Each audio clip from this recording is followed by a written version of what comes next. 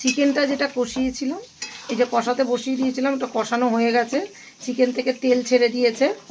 এইবার আমি যে কাজু বাদাম, পোস্ত আর টক দইটা পেস্ট করে রেখেছিলাম সেইটা দিয়ে দেবো।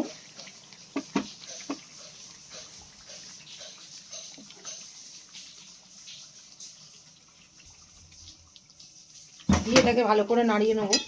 আমি সামান্য একটুখানি চিনি দিয়েছি, মিষ্টি হবে না কিন্তু স্বাদ উঠবে ভালো, সেই জন্য তোমরা চাইলে দিতে পারো চিনিটা, নাহলে অপশনাল, তাহলে স্কিপ করে যেতে পারো।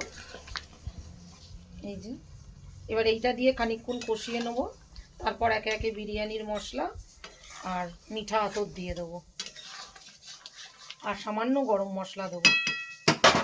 এটা এখানে একটু কষাতে হবে।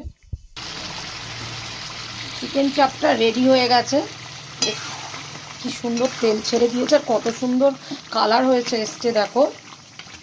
এবার এর মধ্যে আমি দিয়ে দেবো গরম মশলা গুঁড়ো,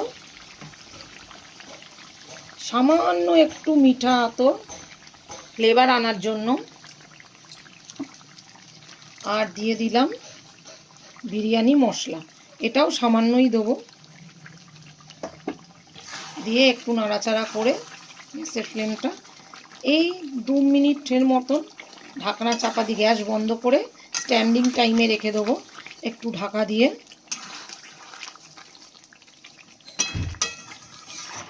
সত্যিই বলছি বন্ধুরা, এইভাবে একবার চিকেন চাপ তোমরা বাড়িতে বানিয়ে দেখো, মানে দোকানও হার মেনে যাবে।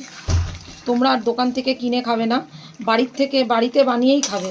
এইভাবে আমি যে সমস্ত টিপস দিলাম সেই টিপস ফলো করে তোমরা বাড়িতেও চটজলদি বানিয়ে ফেলো এইভাবে চিকেন চাপ।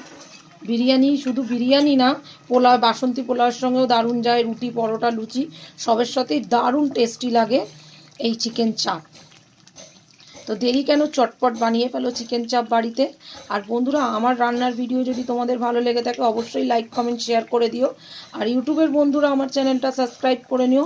আর প্লিজ বন্ধুরা, তোমাদের কাছে একটা অনুরোধ, তোমরা আমার ইউটিউবের চ্যানেলটা সাবস্ক্রাইবের সাথে সাথে একটা করে কমেন্ট আর লাইকও করে দিও। আর আমার ভিডিওটা তোমাদেরকে শেষ অবধি দেখার অনুরোধ রইল। আর আমার রান্নার ভিডিও তোমাদের কেমন লাগে সেটাও অবশ্যই আমাকে কমেন্ট বক্সে কমেন্ট করে জানিও। তো রেডি হয়ে গেল চিকেন চাপ। এবার আমি গ্যাসের ফ্লেমটা বন্ধ করে ঢাকা দিয়ে দেবো, দেখো মিনিট 2-1 জন্য।